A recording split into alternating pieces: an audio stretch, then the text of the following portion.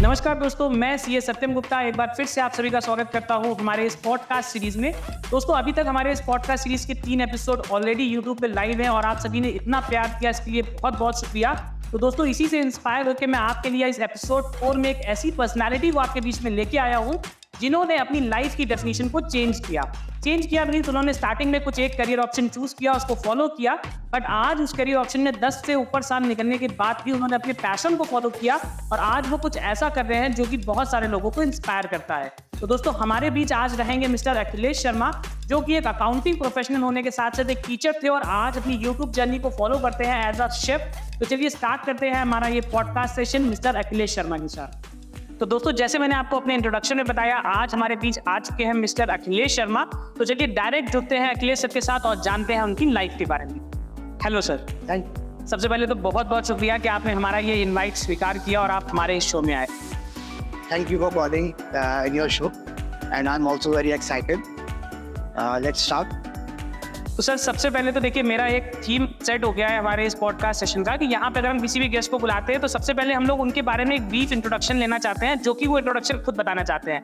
तो अभी तक मैंने अपनी ऑडियंस को आपके बारे में डिटेल में ऐसा कुछ भी नहीं बताया है जिससे आपके बारे में एक वो माइंडसेट बना ले। तो अभी आपको जो भी बताना है अपने बारे में, आप स्टार्ट से बताइए। So, एज अ प्रोफेशन, मेरा प्रोफेशन जो है वो टीचिंग है और आई एम अकाउंट्स टीचर।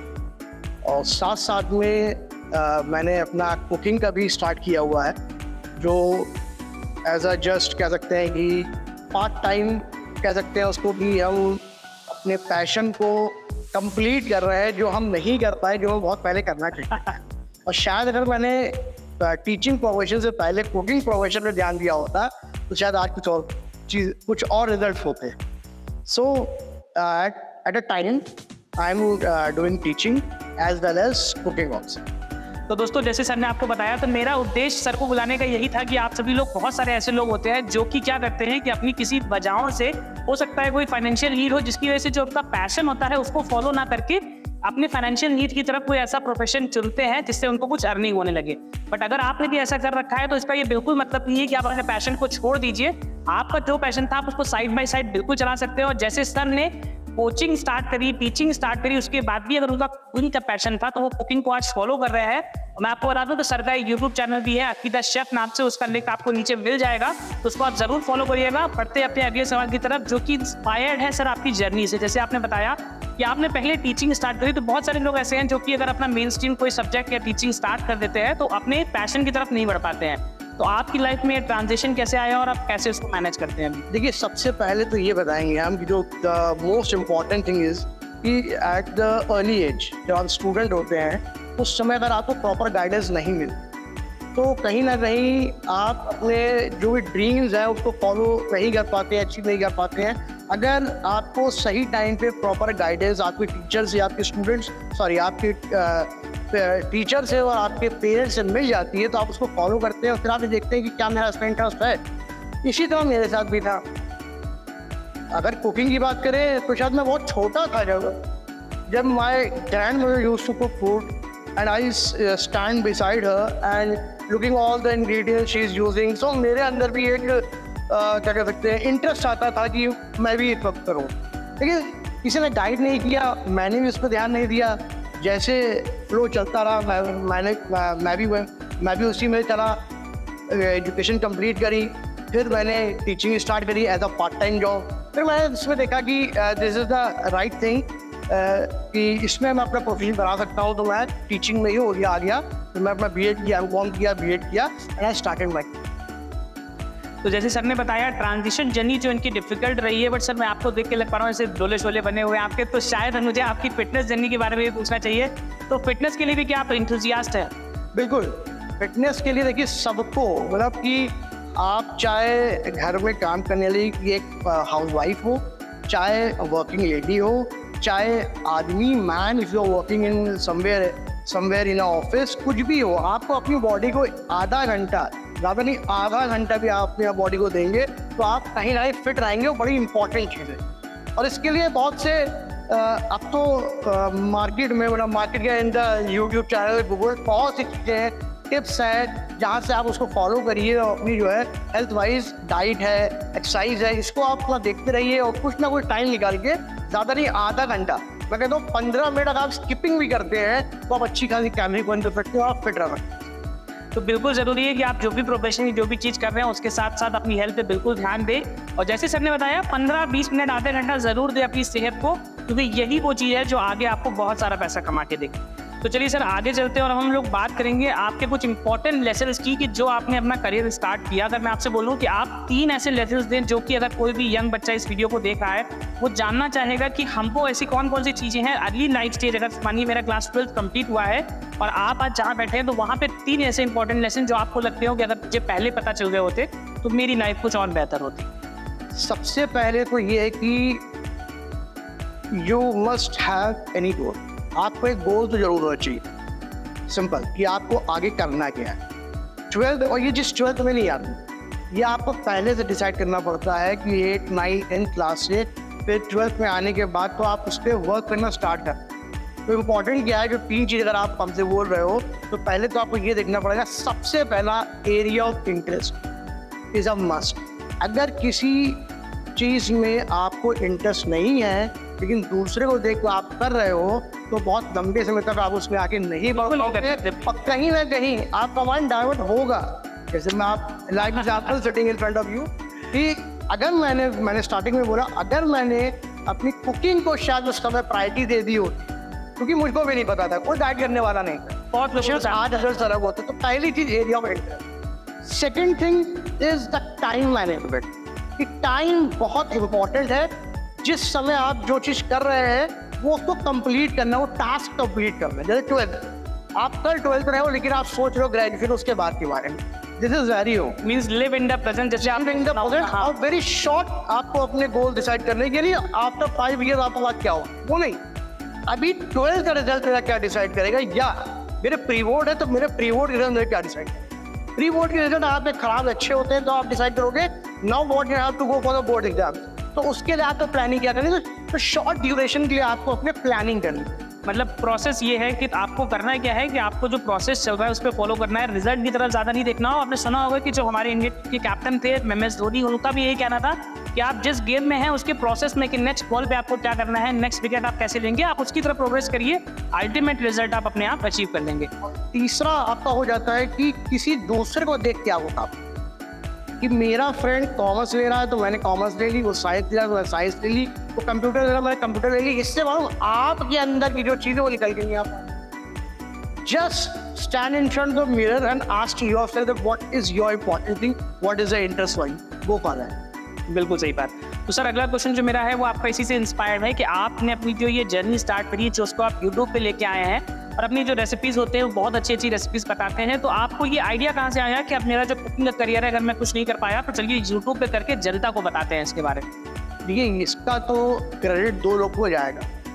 एक तो मेरी वाइफ है जो मेरे पीछे बहुत समय से पड़ी हुई थी कि राइट योर रेसिपी, और आज से नहीं शायद 8-10 साल से पीछे पड़ी थी। उस समय यूट्यूब का इतना क्रेज भी नहीं, बिल्कुल नहीं था जी। और शायद मैंने उस समय कर लिया होता तब भी रिजल्ट कुछ और होते। और दूसरा मेरा फ्रेंड है जो मेरे साथ ही इस चैनल पर काम करता है, आशीष। तो ये 2 लोग हैं जिन्होंने इंस्पायर किया था। और इंस्पायर इससे हुआ था कि जैसे कभी मैं कोई छोटी मोटी घर में पार्टी होती थी तो खाना मैं खुद बनाता था, नॉलेज थी तो मैं खुद बनाता था खाना, तो लोगों को पसंद आता था। तो मुझसे रेसिपीज मांगते थे कि भाई रेसिपी क्या है, कैसे बनाया है। तो फिर मुझसे ऐसी एक दिन बैठ के बात हो रही थी, वाइफ भी बैठी थी, my friend was also sitting over there. तो my wife is Niharika Sharma और फ्रेंड मेरा आशीष कश्यप, IT सेक्टर में है। तो ये लोग मेरे पीछे पड़ गए कि नहीं अब तो स्टार्ट करना है, चाहे जो देखा जाएगा नहीं होगा, तो अपनी नॉलेज को एक प्लेटफॉर्म के थ्रू तुम लोगों को दे दो, सबको अलग देते रहते हो तो एक कॉमन प्लेटफॉर्म बन जाएगा जिससे आप अपनी नॉलेज शेयर भी कर लेंगे और जो तो हमारे अंदर जो पैशन मतलब एक जो इंटरेस्ट है वो भी बाहर निकल के आए।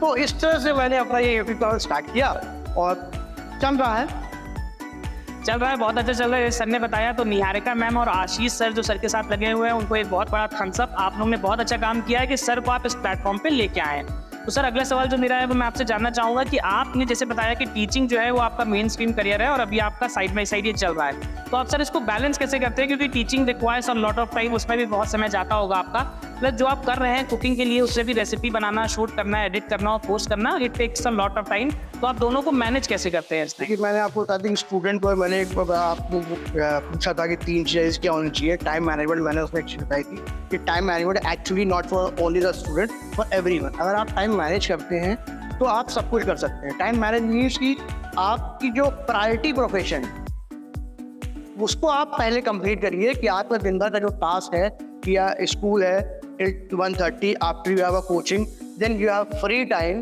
तो ये हो सकता है कि हम रोज शूट नहीं कर सकते, लेकिन हाँ, रोज हम कुछ ना कुछ इंग्रेडिएंट्स चेक कर से, कहीं से देख कर लिख सकते हैं। या तो मेरे साथ क्या होता है, मैं क्या करता हूँ, कभी भी कहीं खाना खाने जाता हूँ बाहर और मुझे अगर उसकी रेसिपी अच्छी लगती है तो मैं कोशिश जरूर करता हूँ कि उसके शेफ से बात करूँ। और मैं यूट्यूब पे बहुत ज़्यादा सर्च नहीं करता हूँ कि क्या रेसिपी क्या है। मैं इंस्टेड ऑफ सर्च इंजन पे जाता हूँ, पहले रेसिपी को देखता हूँ, फिर सर्च इंजन पे जाके उनके इंग्रेडिएंट्स देखता हूँ, फिर उनको यूट्यूब के कुछ चैनल से मेल करता हूँ, मिलाते हैं कि दोनों के इंग्रेडिएंट सेम है कि नहीं।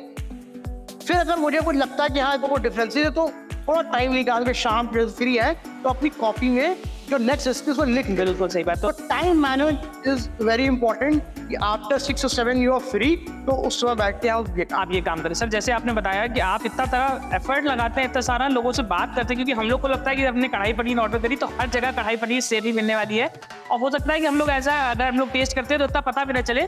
बट आपने जो बताया वो बहुत डिटेल में है कि अगर उसमें एक इंग्रेडिएंट एक्स्ट्रा या कम कर देंगे तो टेस्ट उसका फर्क हो जाता है। देखिए, खाना सब हर कोई बना लेगा, ऐसा कुछ नहीं है जी। But the important thing is the proportion of the ingredient. अगर वो प्रपोर्शन ऊपर नीचे हो गया तो it's a vast difference in your taste. और यही चीज़ है कि आपने आज बनाया, अगर सेम पर्सन अगले दिन बनाएगा और उसने भी इंग्रेडिएंट चेंजेस कर दिया तो चेंजेस आपके रेसिपी में आ जाएगा। तो ये बहुत इंपॉर्टेंट है कि आपका proportion is very very important.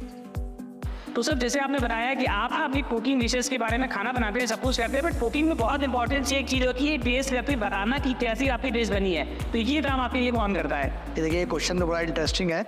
और ये जो जब भी मैं कोई रेसिपी बनाता हूँ तो जब प्रैक्टिस करता हूँ तो यूट्यूब पर डालने से पहले एक बार मैं उसको ट्राई कर लेता हूँ कि वो सही बनी कि नहीं बनी है। तो मैं अपनी मदर को खिलाता हूँ पहले ही। वो जब खाती हैं तो वो बिल्कुल जैसे हेड शेफ नहीं होते हैं वैसा वो बनाती है, और फिर वो मुझको बताती है हाँ यहाँ पे ये कमी है, यहाँ पे ये कमी है, इसको सही करो। और जब वो अप्रूव कर देती है तब ये मेरा रेसिपी जो है यूट्यूब पे पहुँच जाती है। तो all thanks to my mother for testing and approving the recipe. तो सर, अगला सवाल जो मेरा आपसे है वो बहुत इंपॉर्टेंट है, क्योंकि बहुत सारे जो व्यूअर्स हमारे वो सुन रहे होंगे, उनके मन में भी ऐसे बहुत सारे पैशन होंगे। सपोज किसी का क्रिकेट से लेके है, किसी का यूट्यूब वीडियो मेकिंग से है, कुछ भी हो सकता है, बट वो अभी घबराए हुए होते हैं कि वो अपना मेन स्ट्रीम जो जॉब या करियर कर रहे हैं उसको हटा के या उसके साथ कैसे फॉलो करें। तो आपकी एक एडवाइस जो आप देना चाहते हैं उन लोगों को जो कि आपके तरीके से अपने पैशन को फॉलो करना चाहते हैं बट अभी डरे हुए बैठे हैं? देखो, ये तो सबके साथ है, कहीं ना कहीं मेरे साथ भी स्टार्टिंग में थी, बट समहाउ मैं उससे निकल के आ पाया। तो होता क्या है, देखिए कि आदमी के मन में तो है मुझे ये करना है, बट ब्रेड अर्निंग कुछ और है, ठीक है, पैशन उससे रिलेटेड नहीं है तो वो भी फॉलो करना है। तो इसके लिए आपको करना क्या पड़ेगा, सबसे पहले आपको देखना कि आप कितना प्रिपेयर है अपने जो ट्रांजिशन कर रहे हैं आप अपने बिजनेस में। जैसे आप मान लीजिए, जैसे मैं टीचिंग में हूँ और मैं कुकिंग में जाना चाह रहा हूँ, तो सबसे पहले ये देखना पड़ेगा कि मुझे कितनी कोर नॉलेज है उस अदर बिजनेस की। अगर कोर नॉलेज आपके अपने बिजनेस में नहीं है तो आपके नाम का डर बना रहेगा कि मैं करूं कि ना करूं, मैं सक्सेस हो पाऊंगा कि नहीं हो पाऊंगा। तो अगर आपके दिमाग में कहीं भी डर है किसी चीज का, तो उस डर को खत्म करिए पहले, और फिर सोचिए कि मुझे दूसरे बिजनेस जाना है, और दूसरे बिजनेस में जाने के लिए उसकी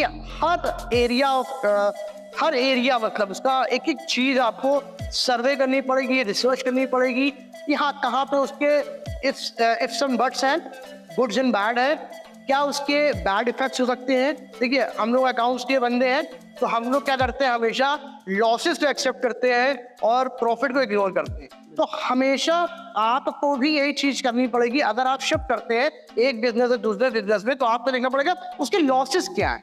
ये नेगेटिव नहीं है, क्योंकि आप अपनी ब्रेड अर्निंग चाह रहे हैं, उससे इधर से ब्रेड अर्निंग मिल रही है जो मेरे शायद करना चाह रहे हैं, तो शिफ्ट करना चाह रहे हैं, तो उसके लिए आपको रिसर्च एंड डेवलपमेंट करना पड़ेगा, और हर चीज का एक एक चीज देखनी पड़ेगी किसी को देख के कोई काम मत करिएगा, वो कर रहा है तो मैं भी करने हूँ। ये मेरा खुद का पर्सनल एक्सपीरियंस है, मैं कर चुका हूँ, मैं दोबारा खा चुका हूँ, इसलिए मैं ये चीज बता रहा हूँ। देखिए सर ने अपने जवाब में आपको एक चीज बताई कि मैं अकाउंटेंसी फील्ड से हूँ, तो मैं आपको बता दूं कि सर जी अकाउंटिंग नाम से एक कोचिंग इंस्टीट्यूट भी चलता है जहाँ पे वो बच्चों को अकाउंटिंग, इकोनॉमिक, कॉमर्स पढ़ाते हैं। तो अगला सवाल सर जो मेरा है वो आपसे इसी फील्ड से है कि आपने ये ना अपना जितना भी कुकिंग करियर इसके बारे में बता दिया। अब थोड़ा सा हम लोग चाहते हैं कि आप बताएं अपने इस अकाउंटिंग फील्ड के बारे में कि बच्चों को आप कैसे मदद करते हैं, और अगर कोई आपसे कांटेक्ट करना चाहता है तो आप ऑनलाइन ऑफलाइन किस मीडियम पे पढ़ाते हैं, क्या क्या अपॉर्चुनिटी आपके पास अवेलेबल है? देखो, सबसे पहले तो ऑनलाइन मोड मैं कभी प्रेफर नहीं करता हूँ, ठीक है। जब तक फेस टू फेस टीचिंग नहीं होगी वो कभी भी सक्सेसफुल नहीं सकता। आप ऑनलाइन में ग्लिचेज है, बच्चा पढ़ रहा है नहीं पढ़ रहा है, तो मैं कभी भी प्रेफर नहीं करता हूँ ऑनलाइन कोचिंग ट्यूशन एंड। मैं प्रेफर करता हूँ बच्चा सामने बैठे, फेस टू फेस बात हो, एटलीस्ट मैं वो देख सकता हूँ क्या मेरी बात समझ पा रहा नहीं समझ पा रहा है, ठीक। तो ये चीज़ है। और दूसरा बात यहाँ पे ये आती है कि अगर किसी बच्चे को कोई प्रॉब्लम है सब्जेक्टिव से रिलेटेड, तो एक टीचर रिस्पॉन्सिबिलिटी है कि उसको पहचानना। बहुत से बच्चे शाय होते हैं, बहुत बच्चे डरे होते हैं, तो नहीं बताते, वो पूछते ही नहीं है। तो ये आपकी रिस्पॉन्सिबिलिटी है बीइंग अ टीचर। बहुत टीचर करते हैं, ऐसा नहीं है, मैं तो करता हूँ। एक एक की ब्लैक बोर्ड पे करने के बाद में एक एक टीचर बच्चे की कॉपी में लेके मैं एक एक टीचर डेस्क पे भी जाता हूँ। ये बच्चे खुद ही आपको अगर देखेंगे तो ये नीचे कमेंट सेक्शन में जरूर बताएंगे कि मैं उनको डेस्क पे जाके उनसे पूछता हूँ, ये क्वेश्चन लगाया इसमें क्या दिक्कत है, पूछो आगे मेरे डेस्क पे। तो ईच एंड इंडिविजुअल स्टूडेंट को पढ़ाना पड़ेगा। देखिए, स्कूल में 10 बच्चे बैठे in the class, in the coaching 10 बच्चे बैठे हैं, तो दोनों चीज सेम हो गई। मगर इंपॉर्टेंट चीज क्या है, individual attention giving to each and every student. ये बहुत जरूरी है। तो सर मेरा आखिरी सवाल आने वाला है, बट उससे पहले मैं आपको ना एक 30 सेकंड का एक ओपन माइक तरीके से देता हूँ। ये शो आपका है, ये रिकॉर्डिंग आपके लिए हो रही है, तो कोई भी एक ऐसा इंपॉर्टेंट मैसेज जो आप अपनी ऑडियंस को, हमारी ऑडियंस को देना चाहते हैं तो आप वो दे सकते हैं। देखिए, आपने 2-3 चीजें हमसे इसमें पूछी थी। हेल्थ फिटनेस के लिए पूछा, टीचिंग के लिए पूछा और कुकिंग के लिए पूछा। कुकिंग और टीचिंग में तो मैंने आपको थोड़ा बता, जितना मैं जानता था मैंने बताया।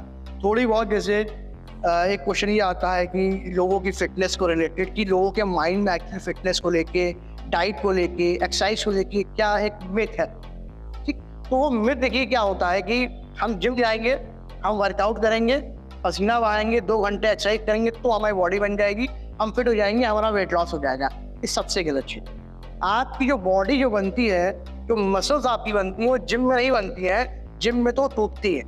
आपकी जो मसल्स होती है वो ब्रेक रहती है। उनको रिपेयर करने के लिए हमको एट लास्ट किचन में ही जाना पड़ता है। तो एक रीज़न ये भी है कि मैंने भी बहुत ज़्यादा वर्कआउट किया हुआ है, ठीक है। तो एक कह सकते हैं कि इससे भी मेरा थोड़ा इंटरेस्ट कुकिंग में आया था कि मैंने हेल्दी डिशेज बनाना स्टार्ट करी खुद के लिए। फिर नेट पे सर्च करना स्टार्ट किया कि क्या खाना चाहिए, क्या नहीं खाना चाहिए। तो देखिए, सबसे पहले बेसिक चीज़ और सबसे सिंपल वेट लॉस का तरीका होता है, वो होता है कैलोरी डेफिसिट। कैलोरी डेफिसिट के बारे में किसी कुछ नहीं पता होता है। लोग जिम जाके दवा करते हैं, दवा खा लेते हैं। इससे क्या होता है, कैलोरी डेफिसिट कैलोरी आपकी मेंटेन नहीं हो पाती है। कहीं ना कहीं आपकी कैलोरी बढ़ जाती है और आपका जो आपने शेड किया वो हो जाता है, तो आपको ओवरवेट होना स्टार्ट हो जाता है। फिर लोग छोड़ देते हैं। बात यहाँ पे देखिए फिर ये आती है कि लोग स्टार्ट करते हैं मंडे से स्टार्ट करूंगा, ठीक। ये सबसे बड़ा मिथ है, मंडे से स्टार्ट करिए। मेरे कहने पे थर्सडे स्टार्ट थर्सडे से कह रहा हूँ, कोई भी काम करिए स्टार्टिंग बड़ा सीरियस जस्ट तैयारी होती है। 3-4 दिन आप पे निकल जाते हैं। 10 दिन आप कर लेंगे, 10 दिन में आपको रिजल्ट मिलेगा। करिए क्या, मंडे स्टार्ट आपने किया, वेडनेसडे से आप खुश हो गए, थर्सडे से वापस आपने खाना पीना स्टार्ट किया। आप थर्सडे स्टार्ट करिए। सैटरडे सबसे खराब दिन मेरे तो आइए, पार्टी का डे होता है, संडे रेस्ट होता है, मंडे पे पैसे जाते हैं। तो अगर थर्सडे स्टार्ट करते हैं तो थर्सडे, फ्राइडे, सैटरडे 3 दिन आपके लिए एनर्जी थी। आपने सैटरडे अवॉइड किया अपनी पार्टी को, आपने वर्कआउट किया। संडे को फिर आपने रेस्ट किया। मंडे को फिर आपको पता है कि यार अभी तो पार्टीज के डे से स्टार्ट हो गए ना, तो आप फिर अपने वर्कआउट लग जाते हैं। और जब तक सैटरडे नेक्स्ट सैटरडे आता है आपको रिजल्ट मिल जाता है। और जहाँ रिजल्ट मिलता है वैसे आप फिर से अपनी एफर्ट लगाना स्टार्ट। तो चलिए सर, हम लोग आ चुके हैं अपने आखिरी सवाल के, और आखिरी सवाल से पहले मैं आपसे ये जानना चाहूंगा कि आपका जो फ्यूचर एस्पिरेशंस है, मींस जो भी आप कर रहे हैं अपने यूट्यूब चैनल से, अपनी कोचिंग क्लासेस से, तो मैं अगर आपसे पूछूं कि 5 साल में आपका विजन क्या है, आपकी जर्नी कहाँ तक जा सकती है, तो आपका जवाब क्या होगा? तो ये 5 साल का तो मैंने कभी आज तक जीवन में सोचा ही नहीं है। अगर देखा जाए तो मैंने हर चीज़ को ब्रेक किया है। 1 साल 2 साल में ही ब्रेक किया, शॉर्ट ड्यूरेशन के ब्रेक किया। अगर आप 5 ईयर्स के लिए मानेंगे तो हाँ, लॉन्ग टर्म पे तो मेरा अपना खुद का एक आउटलेट छोटा सा खोलने का है, रेस्टोरेंट ही खोलने का है। लेकिन उसको खोलने के लिए कुछ प्रिपरेशन अभी से करनी पड़ेंगी, जिसको मैंने डिवाइड किया हुआ है, या कह सकते हैं उसको ब्रेक किया हुआ है कुछ चीज़ में, कि पहले कैपिटल एक्मुलेशन करना, कैपिटल होना चाहिए, फिर कोई भी रिस्पॉन्सिबिलिटी है, कोई भी लोन है, कोई भी ईएमआई खत्म करना, कि ब्रेड अर्निंग के ऊपर डिपेंड हम क्यों है, क्योंकि हमें अपनी लोन मीट आउट करना है। लाइबिलिटीज खत्म कर देनी है मुझे अपने 3-4 साल के अंदर। साथ साथ में कैपिटल एक्यूमुलेशन भी करना है, जिससे मैं फ्री माइंड होकर जो मेरा मेन बिजनेस, जो मेरा टारगेट है उसको करना, दैट इज रेस्टोरेंट अपना खुद का खोलना। जितनी यूट्यूब में रेसिपीज हमारी है सब तो मैंने उसमें डाल सकता हूँ, लेकिन हाँ उसका प्लेटर तैयार करना, कि एक प्लेटर में एटलीस्ट अपनी सारी रेसिपी को 4-5 अलग अलग प्लेटर्स बनाए, उन प्लेटर्स के अंदर हर रेसिपी का एक एक पोर्शन डाल दिया, जिससे आपको सारा टेस्ट भी मिला। तो ये मेरा फ्यूचर, और नॉमिनल कॉस्ट, ये मेरा फ्यूचर प्लान। तो सर, जो फ्यूचर प्लान आपने बताया, तो ये मेरा जो आज का एपिसोड है, जो हमारे व्यूअर्स हैं उनको सुनकर भी लगा यही होगा कि मेरे आज तक के जितने भी एपिसोड आए उसमें ये एपिसोड सबसे ज्यादा हाईलाइटेड रहने वाला है, क्योंकि सर ने जो प्लेटर की बात करी है, तो हमारे ये 15-20 मिनट के एपिसोड में उन्होंने इतनी सारी चीजें हमको परस के दे दी है प्लेटर के रूप में। हेल्दी लाइफस्टाइल, पैशन को फॉलो करना है, टीचिंग ओरिएंटेड, बाकी लाइफ से इंपॉर्टेंट भी बहुत इंपॉर्टेंट लेसन मिले। तो सबसे पहले मैं शेफ का बहुत शुक्रिया करना चाहता हूँ, वो हमारे बीच आए और उन्होंने हमारे दर्शकों को इतनी ज्यादा इंसाइट दी अपनी एक हेल्दी लाइफस्टाइल और लाइफ में कैसे आगे बढ़ना है। तो दोस्तों, इसी के साथ हमारा आज का ये पॉडकास्ट सेशन यहाँ पे एंड होता है। मैं आशा करता हूँ कि आपको बहुत सारे ऐसे इंपॉर्टेंट इंसाइट्स मिले होंगे जो कि आपकी लाइफ में बहुत ज्यादा आपको मदद करने वाले हैं। तब तक के लिए वेट करिए हमारे अगले एपिसोड के लिए। इस एपिसोड के लिए धन्यवाद।